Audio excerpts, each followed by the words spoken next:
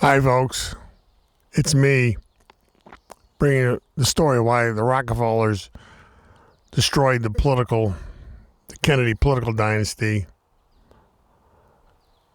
If you know my work, I published a book, Clash of Dynasties,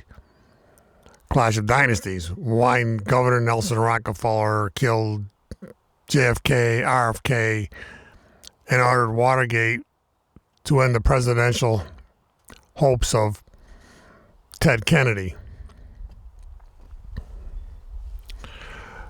Now, I'm here in the Saratoga battlefield, and this is the Rockefeller Monument at the Saratoga battlefield.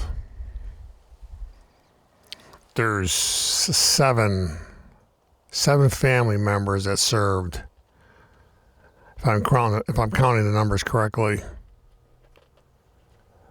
Captain Deal Rockefeller,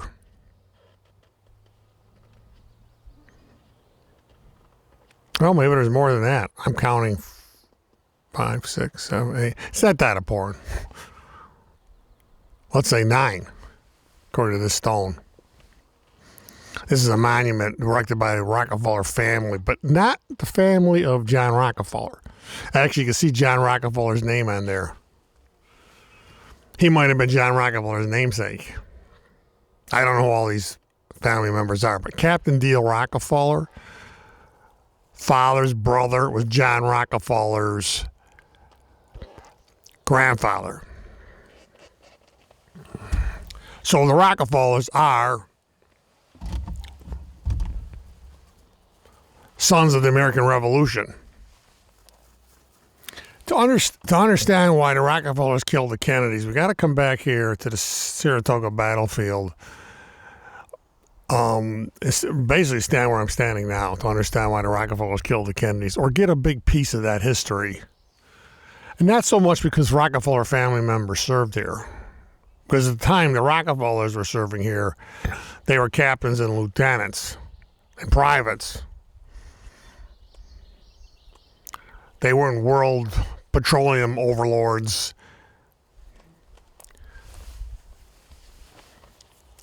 But the Saratoga battlefield connects in centuries of American history. It's a history. To understand why Kennedy died, you have to go back centuries into American history. And there's 3 paths. There's 2 paths that lead to the battlefield here, that lead to November 22nd, 1963, so basically the city of Dallas, when the Rockefellers assassinated JFK. There's 2 paths we take. One path leads to Allen Dulles, who was a Warren Commission member. The other path leads to Robert Kennedy and the Army-McCarthy hearings. What you have to understand is, let's talk about the Army-McCarthy hearings. Well, let's talk about this. Let's talk about George Washington. George Washington, to finance the American Revolution, he knocked on the richest doorways in America. George Washington essentially ran a tab to finance the American Revolution. So he came up here to fill Schuyler's door. And Schuyler was, Washington made him a general, but I mean, they bought their commissions. Although Schuyler was qualified because he was a soldier, he was an officer in the British Army, and they were involved in fighting the French-American War. So he was qualified, but he also was super rich.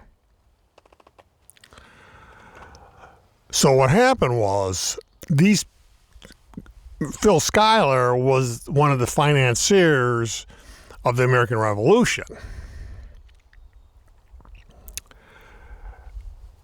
And we are, to this day, this debt to the Schuyler family and to other families has never been paid off.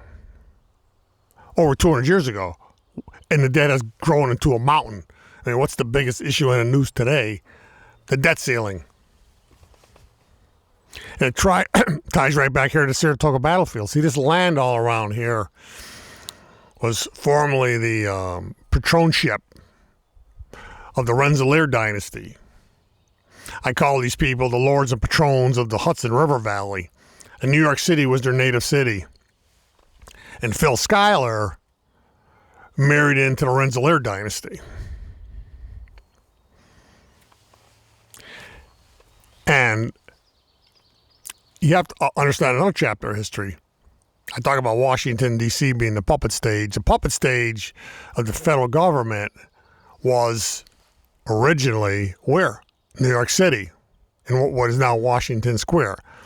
George Washington took his oath of office. Well, it wasn't Washington Square then, but at a tavern there in Washington Square. And Alexander Hamilton became the financial boss of the federal government.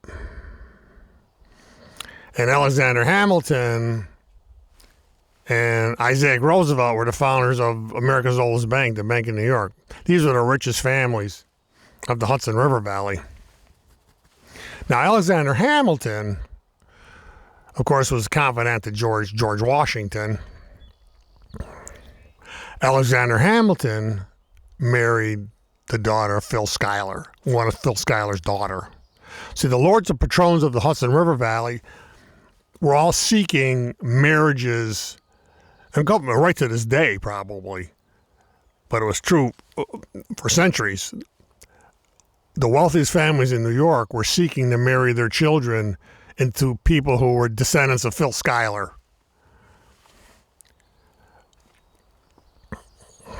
Now, look at here's another thing you have to understand. So, Alexander Hamilton was the financial boss man of the federal government, going back to the origins of the federal government. All right, they were the bosses of, well, Wall Street. Probably wasn't called Wall Street back then. And they were the mortgage holders for the federal government.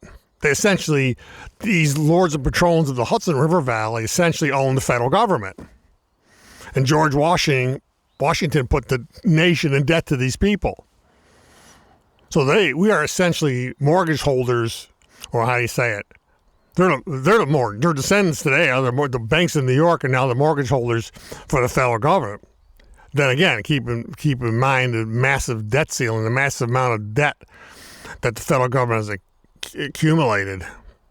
The debt has never been paid off. I don't know if there's even an attempt to pay it off. There's been talk about paying it off, but no one's ever even paid off so much as whittled it down a penny.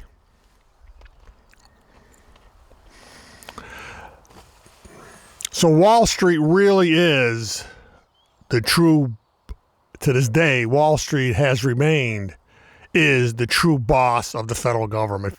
You got to keep one thing in perspective. We start talking about why the Rockefellers killed the Kennedys.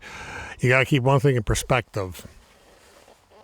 The money bosses rule over the governmental authority. The people who control the money, they're giving the orders to the hand puppets in Washington. Think about when there's a political election. Think about the millions of dollars that's raised. Every one of those pennies have they're earmarked. They have strings attached to them.